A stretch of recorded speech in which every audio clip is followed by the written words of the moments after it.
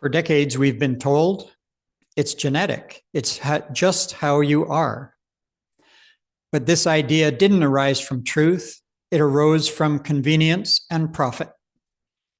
When something goes wrong in a society built on profit and liability avoidance, there's one explanation that always protects the system. Blame the biology of the individual. This created a universal shield.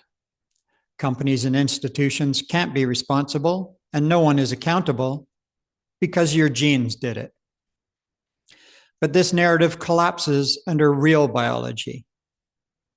As Bruce Lipton and many others demonstrated, genes are responsive, adaptive, and environmentally influenced.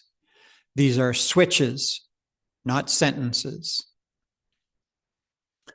The terrain we live in, the meaning we hold, and the state of consciousness we operate from all play a larger role than anything written in our genome. So when we remove the genetic scapegoat, we remove the idea that we are biologically defective. We reclaim the truth that life organizes from within and responds to our internal state. The genetics myth didn't protect humanity, it protected systems. And when we see it clearly, we stop accepting limitation and start recovering sovereignty. Truth is freedom.